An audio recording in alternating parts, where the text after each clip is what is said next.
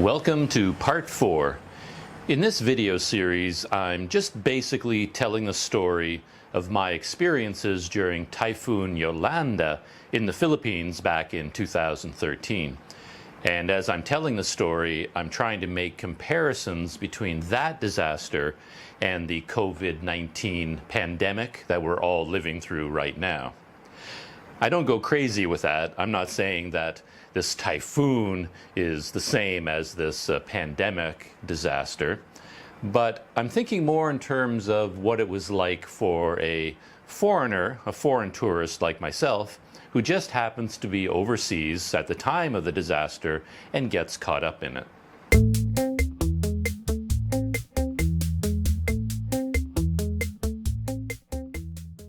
In the previous video, part 3, I talked about a lot of different things. I talked about storm chasers, I talked about looting in the city of Tacloban, I talked about the challenge of collecting a large number of human bodies, I talked about a decision that everyone has to make in a disaster, whether to stay or go, and I talked about panic and misinformation. In this video, part 4, I slow down a little bit and get perhaps a little bit more thoughtful. There aren't as many photos or video clips of the typhoon or the aftermath, though I do insert some video clips at the very end of the video, so you might want to go check those out.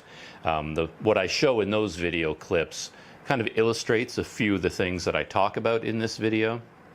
So I talk about how in a disaster you kind of switch in your attitude and you adopt a hunter-gatherer sort of lifestyle. I also talk about how people suddenly become very important, and in a quick turn I tell the story of how I fell and smashed my face on a slab of concrete.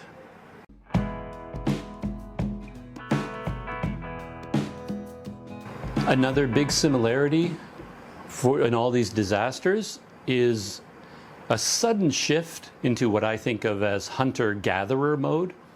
The day before the typhoon, I was being typical Doug. I'm always up in my head thinking grand abstract thoughts, as we all are. We're thinking about the future and regrets from the past and what I want to do in the future, and we're thinking about art and music and books and all these abstract concepts, family, everything else, whatever we're thinking about, and that's our world. And then this typhoon hits, wipes out the world, and within minutes you've gone from abstract man with 1,000 deep thoughts in your head to hunter-gatherer man with only 3 thoughts: water, food, and shelter, right? I think water is by far the most important one, and that was also true of Tacloban. So crazy how often you thought about water. And again, I was in a pretty good situation. I mean, of course, the second the power went out and the city disappeared, running water was a thing of the past. I had a bathroom, but there was no more running water there. So crazy. When that flood hit, actually, one of the things I had to deal with, now that I think about it, that's what stopped me from filming the typhoon. I was in the bathroom taking video through this tiny window of the wind hitting these trees, and while I was in there, the water in the toilet just kind of erupted. So there was like a push of back pressure into all the pipes, and suddenly all of this disgusting water just started pouring up out of the toilet and out of the sink and out of the drain, and it was this sudden surge of water. That's what kind of was like, I was filming, and then it was like, whoa, then I stopped filming, so I only have a few seconds of the worst of the typhoon.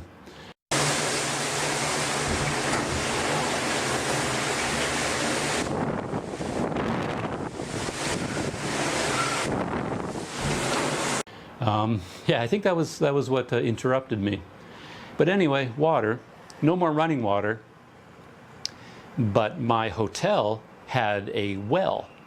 Tacloban was weird, for an oceanside city, they had so many freshwater wells. They're actually all over the city. I saw them everywhere. And there was one right inside my hotel's courtyard. And, you know, as soon as the flood water went down and left the courtyard, and we had access to the well, and then the salt water was kind of pulled out of it, everybody got buckets and then emptied the well as much as possible and got the salt level down as down as far, and it started to fill with salt of fresh water over time. It started to work like a regular well again.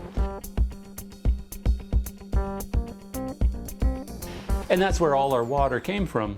So here, I wake up in the morning, first thing, I'm on the internet drinking instant coffee. In Tacloban, first thing for me pretty much was getting my buckets and going down to the well. And we had a bucket on a rope, then we throw it down and we're pulling up, and I'm filling up all of my buckets. And in my room, in my bathroom, I had collected these large kind of garbage cans. I'd kind of pulled them out of the debris fields that I came across them in Tacloban. I was like a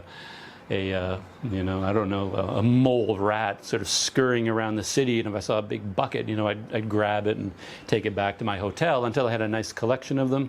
And first thing in the morning, I would spend, an hour, whatever it took, filling all these buckets from the well, and then carrying the buckets up to my room and filling my garbage pails, and I'd make sure that I had as much water as possible in reserve up there.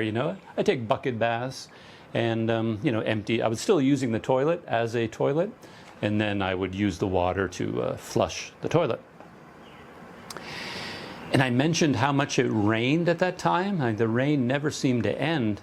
And again, as hunter or gatherer, that fresh water falling from the sky, if it's falling from the sky now, for me, I might write a poem about it. Oh, beautiful water falling from the sky, you are so fresh and lovely. Look at the flowers grow, butterfly, whatever you're going to do, you might paint a painting of the beautiful waterfall. But you're a hunter-gatherer, man. Fresh water is falling from the sky. You're collecting it, and you're going to collect as much as you can. If you can't collect it, you're going to use it. So all of us in the hotel, we MacGyvered all of the roof systems, the eaves troughs, that normally carried water away into the drains, and we broke those open and angled them so that all the rainwater would flow right to us, and we're underneath this flow of water with buckets, trying to fill as many buckets as we can. It was like a lineup of people filling bucket after bucket after bucket, collecting rainwater, because that's our life now. We're hunter-gatherers. And not only that, you long ago you forgot about modesty, anything like that. You don't have to go into the bathroom and close the door to shampoo your hair and dump water on your head. When water's coming from the sky, you're out there cleaning yourself, because that's the only chance you have. So I was in shorts the entire time, and even when I'm collecting rainwater from the troughs, I'm collecting the bucket, and then I would sort of step into this blast of water, let it hit my head and just rinse me off. This fresh, cool, clear water was a godsend, and it became so important to us hunter-gatherers.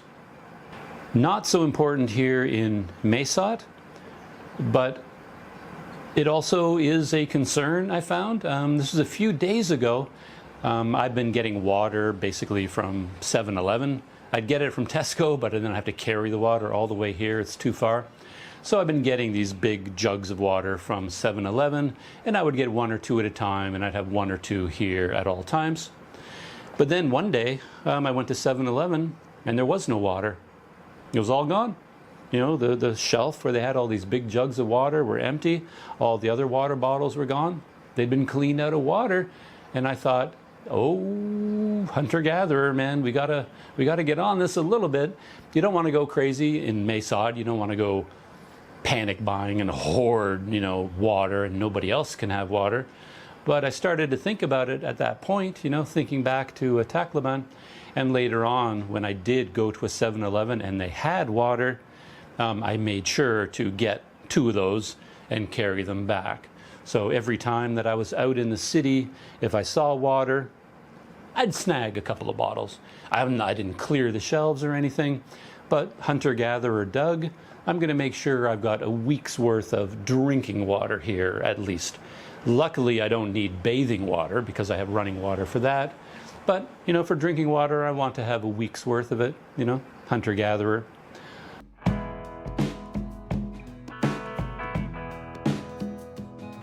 Food was a very interesting thing from this point of view.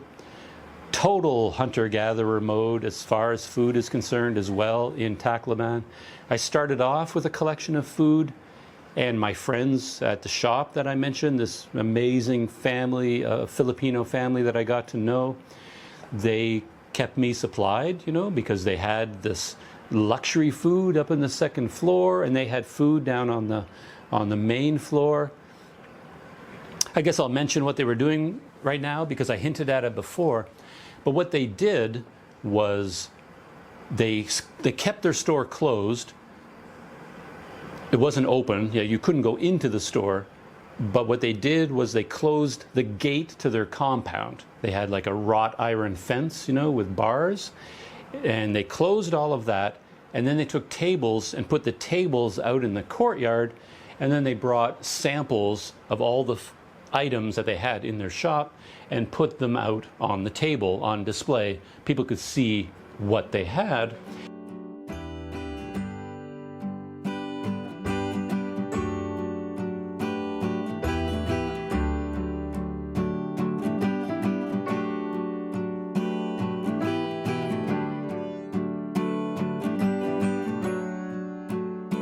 And then people would come to the fence, you know, this barricade, this big fence, and they look through the bars and they would see, you know, water, and they would tell them through the fence, can I have, you know, 2 bottles of water? Can I have some spaghetti? Can I have some sauce?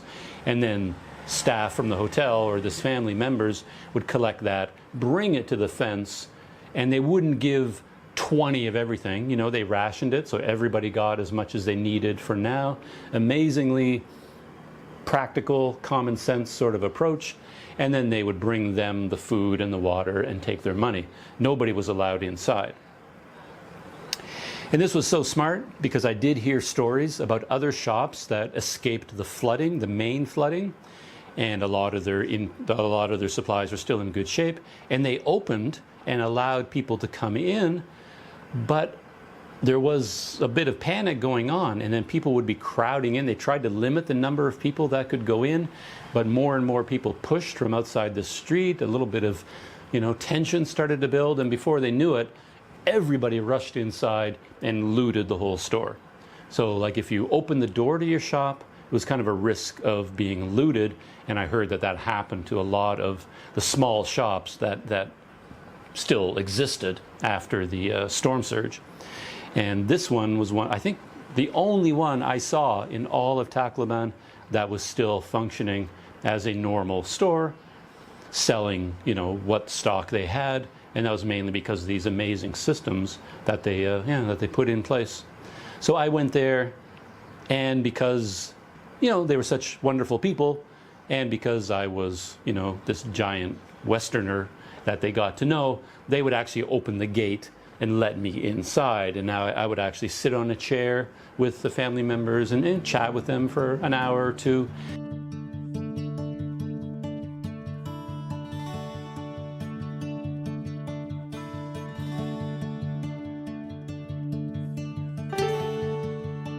And then after our chats, I would buy some of their food and water and then take it back to my hotel. So that was an ongoing situation, making sure you got food. You saw places all over Tacloban where they had giant pyramids of canned goods. And you see this in movies all the time, but I'd never seen it before in real life, where, of course, even if a store was flooded and all the fresh food was destroyed, the canned food survived, but all the labels had been ripped off. So they were unlabeled cans of mystery food.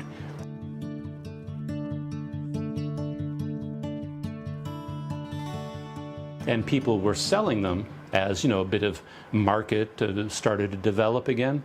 And you would basically go up and, I don't know, I'll buy 5 cans, and you had no idea what you were getting. You know, you just kind of bring the cans away and then you open them. Oh, peaches, or oh, rice-a-roni, or whatever was inside the can. You had no idea. And I should say that people were also sharing food amongst themselves. I think I'll talk about that a little bit later on, you know, but that was something that I noticed in Tacloban, especially as it relates to a stranded foreigner. I got so much help from local people. It's pretty amazing.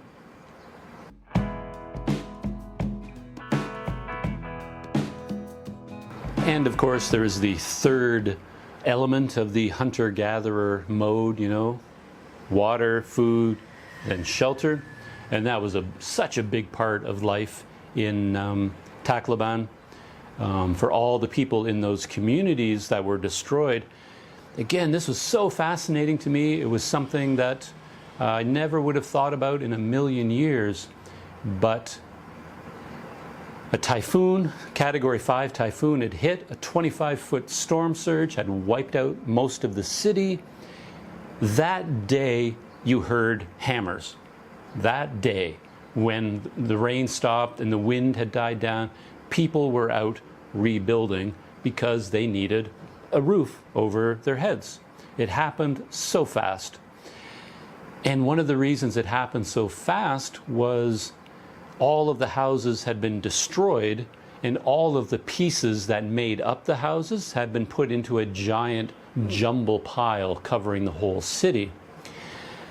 And if you wanted to build a house, you suddenly had your pick of all this material. And the first people to go out there scavenging, they got the best stuff. So the first people out there, they got the best pieces of wood, they got the best, most flat pieces of galvanized tin, and people started to gather all of this up.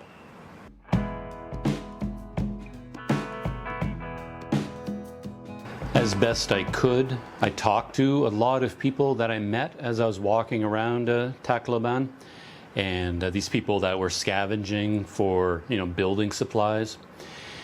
And some of the stories I heard were incredible. I'll never forget this one story in particular. A man, I spotted him on the shore of Tacloban, and again, it was really kind of a surreal scene. Not to be too grim about it, but he was there collecting bits of wood and galvanized tin. He tried to find wood that had nails in it. All over Tacloban, nails were so important, and people were gathering the nails and then straightening them, like these pieces of wood, and then hammering the nails out, and then straightening the nails and then collecting them because they knew they needed them for building later on. He was doing that, and in this whole area, this whole kind of coastal area, there were still bodies everywhere. So all these people that were scavenging for building material, they were stepping over dead bodies, men, women, children, older men, young people. There were so many of them, they were just kind of over this whole area, and people were just walking around them, stepping over them, because they had to get on with the business of living. You know, okay, all these people have died, and that's terrible, but at the same time, food, water, and shelter. My own family needs a place to stay tonight, you know, to get out of this rain, and I have to build something, so I just have to get to work. I talked to this man at length, and to my amazement, I found out that he had come from that neighborhood by the airport. His home was on that peninsula near the airport, and yet here he was across the bay in Tacloban City.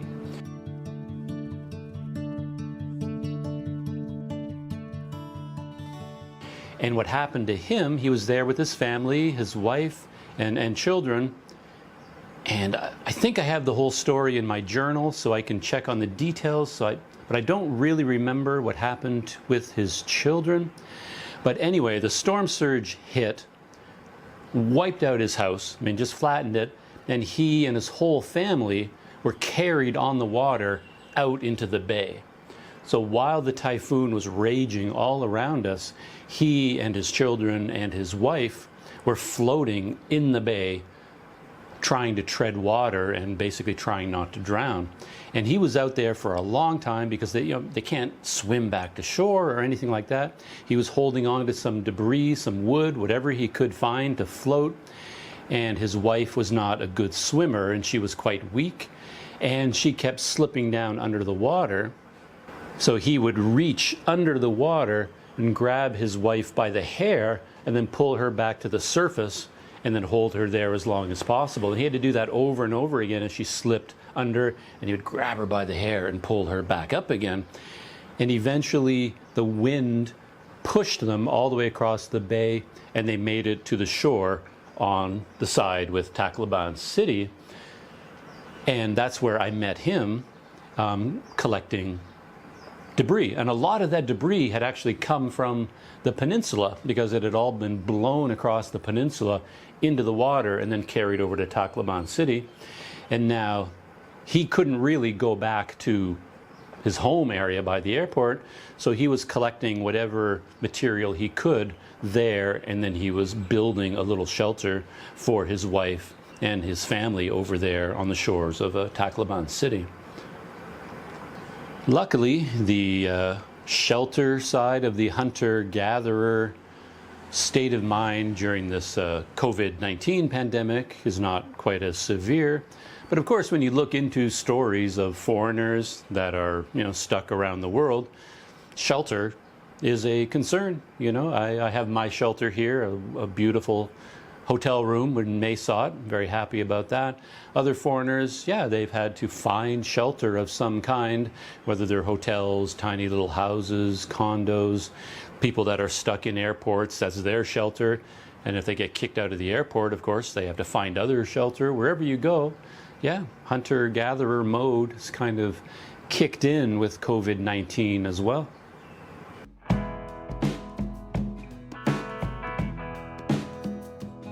Another similarity is in a disaster, how important people suddenly become. Not just people around you, but in a way, your people.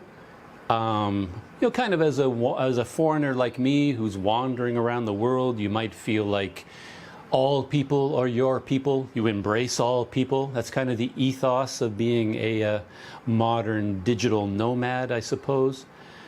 But when that disaster strikes, things come into sharp focus, and you think pretty quickly, who are my people, like my actual people? People in the Philippines are extremely nice and welcoming and helpful. I talked a little bit about food for the hunter-gatherer. So when I was walking around Tacloban, I would often go by these houses that were largely destroyed. And after talking to the people, I'd learned that most of the people that were living there had left. They'd gone to Cebu, Manila, wherever. But they might leave behind one or two family members as kind of caretakers to take care of what's left. And I would talk with these people, and they would say, they would ask after my well-being, like, oh, how are you doing? What happened to you? Where are you staying? Do you have food? Do you have water? And they would go to their kitchens in their house and then come out with a can of canned meat and give it to me, because they didn't need everything that was in their kitchen, because most of the family was gone. And me as a wandering foreigner, they would give me food from their own kitchen to help me out, which is pretty amazing. But at the same time, once the typhoon hit, nobody in the Philippines has an official responsibility for me. If I was sitting in my room after the typhoon and I'm expecting a knock on the door and for the owners of the hotel to come check up on me, think of them in their house in Tacloban, and they wake up and they're like, oh, what about the Canadian staying in our hotel? Is he okay? We better go make sure he's all right. No, nobody came to check up on me. They're not about to, come see that I'm okay. They have their own family to take care of. Those are their people. I'm on my own. They're confident, I think, that I can take care of myself. So they're not coming to rescue me. They're not coming to save the day. Nobody is coming to save the day. And officials, in the Philippines are also not doing that. I mean, there was no government left at that time. There was no police. There was no security. So nobody could be coming. But if there were, and then later on when things started to form again, the Philippines is based on these barangays, these little neighborhoods, and they have a barangay council, and they're taking care of the people in their barangay, but not me. So even though I'm an international wanderer, you suddenly start to think about, okay, who are my people? And my people are Canadians. You know, those are my people.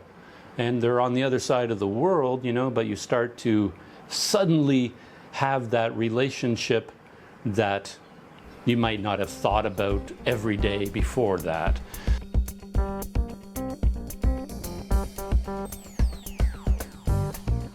So in an odd kind of twist, I signed up after, you know, COVID-19 came down upon us all. I signed up for the Canadian government foreigner abroad registration, whatever it's called. You know, if you go off on a holiday, you can enter your name and passport number and contact information, and you can say, okay, I'm going to Thailand and I'll be here from this date to this date, and here's how to reach me. And then if there's an emergency, the Canadian embassy can contact you. And I don't normally do that because my trips are kind of long and open-ended, and there isn't much point to doing that. But I did do it this time. And since I've done it, I have gotten more helpful emails from the Canadian Embassy in Bangkok. I've gotten more emails from them than I've gotten from all my friends and family in the past 5 years. You know, of course, to be fair, nobody emails anymore. Everybody does Messenger or FaceTime or whatever. But it is interesting that I'm getting an email from Canadian officials every day or every second day, and I've quickly received far more emails from them than I've gotten in the past 5 years from everybody in the world that I know. You know, so because those are my people. And you think about that, and this sort of connects to this idea of visas and paperwork as well. I've thought about this quite a bit in the past, where, you know, on the one hand, you've got the planet, you know, the physical, geographical Earth. And if you go up into space and you look down on this beautiful blue marble, all that land, it's all one piece. There aren't, you know, other than, you know, dividing lines between continents, all the land is one seamless piece of land. But when you are a foreigner traveling around the world, you quickly realize that no, the land is divided up, and these are real official divisions. So this piece of land right here in Thailand that I'm standing on, this area of geography, in order to stand here, I have to get permission from the people of Thailand to be here in the form of their government.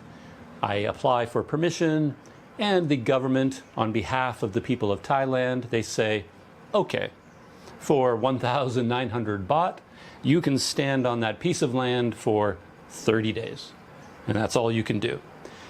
And if you go to another country and another country and another country, every single time you have to ask the people that live there for permission for you to be there. And that is true for every piece of land around this whole planet. I have to ask permission to be there, except for one piece, you know, the area defined by the Canadian borders. I can stand on that land as long as I want, and nobody can tell me that I can't, right? And that's an amazing thing when you really start to think about it. And it ties into this kind of stay or go situation for foreigners that are stranded overseas, because it makes sense for me to stay here, but at the same time, I can only stay here as long as they give me permission. And I think that feeds into this desire to go home. Even if I don't have a home in Canada, you do feel that urge to go back to be amongst your people, because those are your people, you know, and you really come to understand that in a disaster. And if I were there among my own people, I can just say, okay, I don't need permission to be here on this piece of land. And it's amazing how much stress that takes off your mind. You know, as kind of a long-term traveler, you get used to the constant hunt for visas, but at the same time, this constant, never-ending search for documents and fees and visits to government offices to ask for more permission to stay, it really starts to build in your mind. You know, it's a stress that builds up over time, and it really can start to bear down on you. And you do start to think, man, what's the point? You know, sure, it's great to see all these other countries and have experiences, but at what cost? You know, and you start to think, man, maybe I should just go back to my people and be there, and then I don't have to constantly ask for permission just to exist, you know? So it's kind of an interesting angle to these disasters.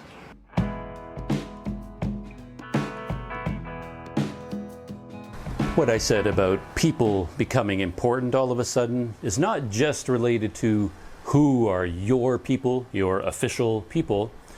It also relates to just people in general, because pre-typhoon, if I needed cash, I just go to the ATM, pick an ATM in Tacloban, I put a card in, hit some buttons, and money comes out. Of course, I have to pay a lot of fees for that, outrageous fees, to keep all those CEOs and billionaires on their private yachts. Vive la révolution! But I did get the money, and I didn't have to interact with people in any way. Post-typhoon, in order to get money, I went to this family, you know, this amazing Reyes family, and I had a personal relationship with this family, and then I talked to them, and we agreed on an exchange rate, and I gave them US dollars, they gave me Filipino pesos. You know, they had their pesos inside a sock, you know, kind of rolled up into balls in a sock, and it was kind of damp from the typhoon and everything. So it's all these personal interactions and unique elements to the story. But in order to get money, you know, I was now dealing with people. Same with food. Pre-typhoon, you know, you go into the store, go into the market, and there's all the food on the shelf. I don't know, you want a can of SpaghettiOs, you grab the can and you pay for it and you're out the door. You don't know anything about who made the pasta, who made the sauce, you know, where the tomatoes came from, who grew it, how it was all cooked and put in a can, who drove the truck to bring the can to the store, put it on the shelf, who made the label to go around the can. You know, you don't know any of these things. You know, you're just not dealing with any of these people that do any of this work. You just pay the money and you take your can. You know, even in the markets, you know, you go to a big open air market and they got all these bananas and you buy some bananas. But I don't know where the bananas came from. You know, those bananas started in a field somewhere. Somebody had to cut them down and make sure they're ripe and carry them to the city and put them on the market. But I don't interact with any of those people. Suddenly, post-typhoon, yeah, food, you're dealing directly with people to get that food. You know, sort of the whole hunter-gatherer idea as well. So just people in general suddenly become a much more real aspect of your life. Whereas before it might have been systems and technology, but now you're like face to face with people. And that, of course, is an ironic twist with this pandemic crisis, this particular disaster, because even though, yes, people have suddenly become more important, but at the same time, the measures for dealing with this crisis dictate that we actually remove ourselves from people. So that's quite an interesting difference between Tacloban typhoon era and then pandemic COVID-19 here in Mesot. You know, even my hotel, the story that I talked about, all the guests in the hotel forming a community instantly and guarding our community with a fire and guns. You know, that was very, very fascinating that in the face of this crisis, we formed our own little village right away with our own security force. And of course, that isn't going to happen here in the pandemic because we all have to stay far away from each other. But still, yeah, it's kind of related to disasters, how people suddenly become so important when they might not have been before.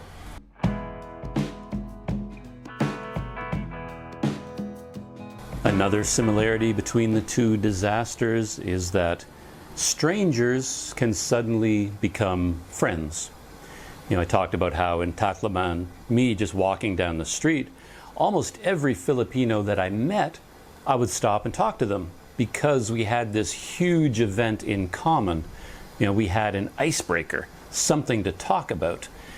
And before the typhoon, we did not have that icebreaker. It was not automatic. So I may not just chat with a stranger because they might look at me and like, what are you talking to me for? Like, do I know you? And that happens even amongst, backpackers traveling around the world. You might see another foreigner, you've got your backpack on, he's got his backpack on, you're walking down the street, and you might give each other the foreigner nod, just nod at each other of recognition. But to stop and talk to that person, you kind of need an icebreaker, something to get over that first hesitation. And that happened here in Mesot, 2 or 3 weeks ago when I was walking around the streets more.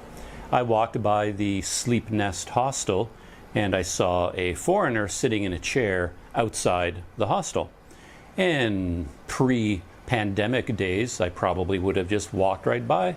I have no reason to talk to him. And if I just walked up to this guy at his table and was like, hey, how are you? My name's Doug. What's your name? Well, how's he going to react to that? It'd be pretty awkward. But this time, with the pandemic going on, I walked right up to him. Went up to his table, and he felt that was perfectly natural because we both had a story to tell. I wanted to find out, about his travel history. Where were you when the borders started closing, and what did you think, and what happened, and what's your visa situation? And, we have this icebreaker, something to talk about. In a quick tangent, I find that bike touring, previous to the last little while when I was going on bike trips, hence the Cycling Canadian, the bicycle itself is a great icebreaker. It's one of the benefits of traveling by bike. Everywhere you go, people want to talk to you because you're riding a bike. Wherever you stop, people will come up to you and say, hey, what kind of bike is that? And how many kilometers a day do you ride? And how many months have you been on the road? They can use that bike to talk to you. Sort of like if you happen to be back in Canada and you're walking around with a puppy on a leash, suddenly everyone's your friend. Everyone can talk to you because they cross the bridge through the puppy. Hey, puppy, and they talk to you. What kind of dog is it? What's his name? So that puppy is an icebreaker. And in normal day-to-day life, you don't have one. But as soon as you have a typhoon that has destroyed the city around you, and you have a pandemic which has altered the fabric of our world, suddenly strangers are people, you can talk to any stranger you like, and nobody really bats an eye.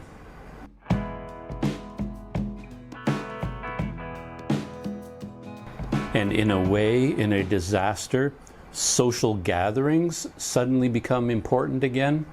In my head, this kind of goes back to hunter-gatherer society, where hunter-gatherers might at night gather around a campfire and strengthen the bonds between their community by telling stories or singing or dancing, all the traditions that are part of their life. And in normal, modern day-to-day life, we don't really have that anymore. I'm sure everybody has noticed in the past in their own countries, like in Canada, we might occasionally have a big ice storm. I remember a couple quite clearly in my mind, huge ice storms, and they're unique in Canada because the ice will freeze on hydro lines and become so heavy that it tears down all these hydro lines and destroys transformers, and suddenly there will be massive power shortages across the whole country.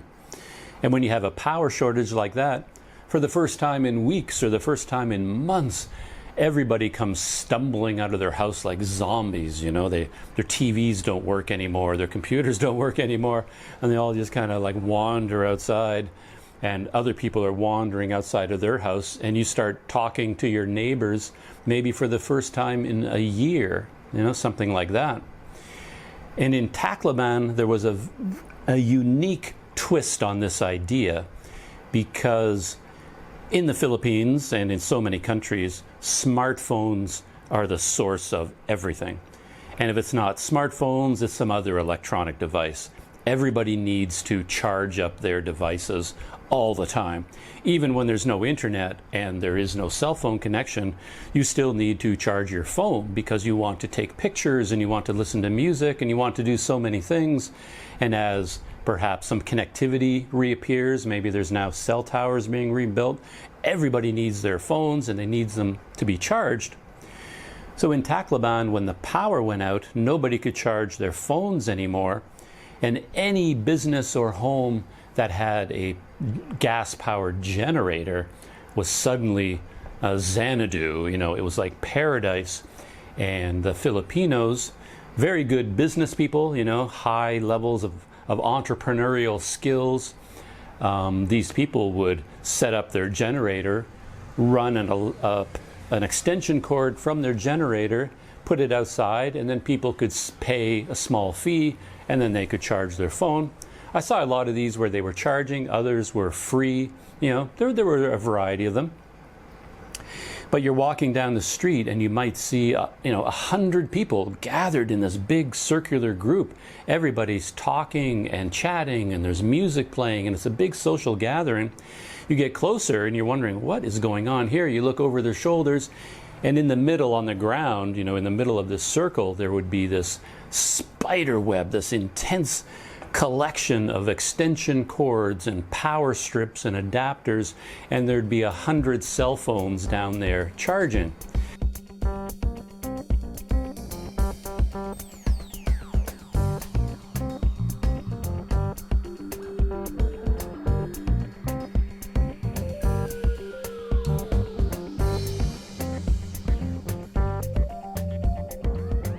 So everybody would come every day to plug in their phone, and while they're waiting for it to charge, they're just hanging out with their friends, you know, chatting with neighbors, and these giant social groups would form.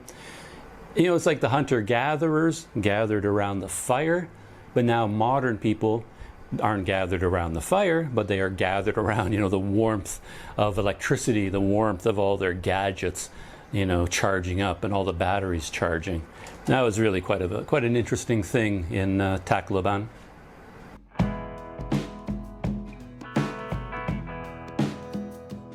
Total tangent, another story.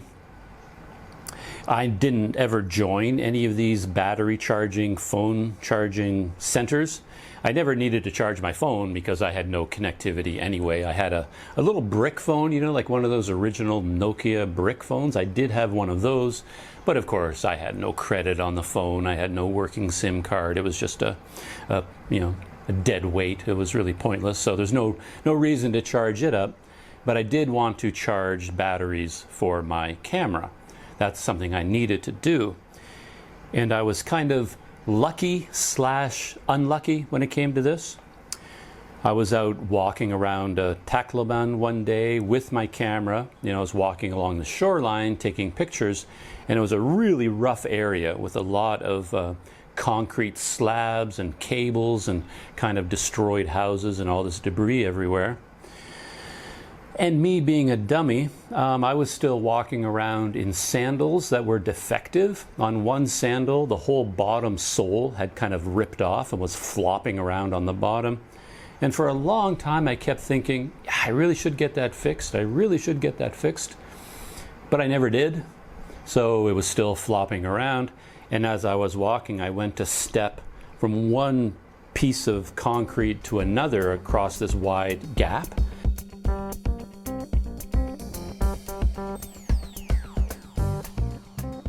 And as I lifted my foot up, that floppy part fell down and it hooked on a cable that I didn't see. So I went down like a ton of bricks. I mean, I had absolutely no control. I just went down hard. My camera went flying out of my hands because I had to put my arms out to protect myself as I fell. Lost the camera, it went flying. It's hit the cement.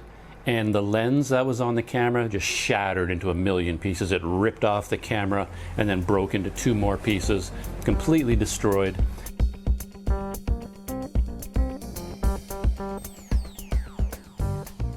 I thought my camera had been completely destroyed. It would not work anymore after that. And as I went down, I landed on my hands and arms, and I jammed up my toes, and I landed, boom, right on my chin on one of these rocks and I cut myself open. So stupid, so dumb. You know, another adventure in just how dumb Doug can be.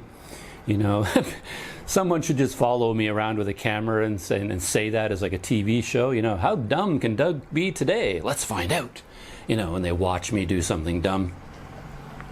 But anyway, I went down hard and I couldn't see what had happened. So I honestly thought I had ripped my face right open. I mean, I hit hard. And of course, when you cut anything on your face, the blood comes out in large amounts. So I had blood going everywhere. I had blood on my arms, I'm holding my chin and the blood is pouring out. And I'm thinking, of all the dumb things to do, you know, you're in the middle of like one of the worst disasters you've ever encountered, and you smash your camera and then smash your face. Like, whatever, you know, so dumb. But anyway, I had previously seen a first aid station that had been set up at the Tacloban Fire Department, the fire station, and they had an emergency first aid station there. So I thought, okay, I'll head there. Bruce Willis, the hero, you know, got that going in my mind now. Tragic figure stumbling through this destroyed city. And I imagine, you know, people are looking at me in horror because I thought my face was like ripped open and all the blood pouring out. And I thought I struck this tragic figure walking, and people were looking at me going, oh no, the poor man, no, whatever. So yeah, if I had a soundtrack going in my head, you know, I'd have some dramatic soundtrack. So of course it was really kind of silly when I got to the first aid station and these two friendly, lovely nurses were patching me up, patched up my toe, cleaned up my face, and then they put a, you know, Band-Aid on my chin, and it was like, all right, we're done. You know, and that's all that was involved, right? So I have a picture of this that I'll stick in here, and the picture is so funny because I thought I had been so badly hurt, and to me this was such a dramatic event. And then you see me sitting in this little chair with this little Band-Aid across my chin, and that was all. You know, and that was all that resulted from this. Though later on I also got a tetanus shot there. I came back later on, I think, to have them check my chin and redo the bandaging. They told me to come back. And when I went back that time, they also gave me a tetanus shot, which they were kind of giving to everyone. And I have a picture of me getting the tetanus shot as well. So I'll stick in the picture of me with my little Band-Aid and the tetanus shot.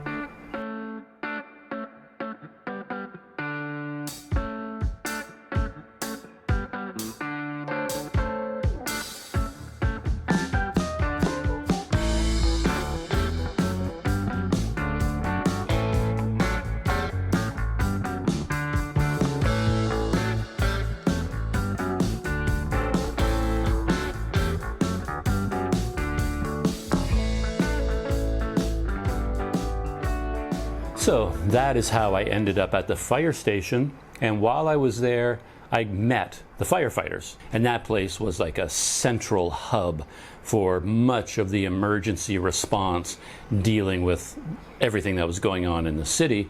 So I went in there and I was talking to all these guys, you know, we were telling stories back and forth. And while I was sitting in there, you know, I noticed they had power, you know, they had their own generators. And then of me being me, you know, the hunter-gatherer now that I was, I'm looking around, I'm like, ooh, what can I use from this place? And I saw all these outlets, you know, that were empty, nothing plugged in. And I worked up my courage and I finally asked one of the guys, hey, do you mind if, you know, maybe from time to time I come back here and plug in a charger so I can charge up batteries for my camera? You know, would that be okay? And they were like, absolutely, no problem at all, you know. So I kept coming to the fire station quite often after that, and I could go there to plug in my charger and charge my batteries. So I didn't have to use the, you know, communal hunter-gatherer crowds, you know, around all the cell phones that were charging. But yeah, it was a very interesting aspect to life post-typhoon in Tacloban.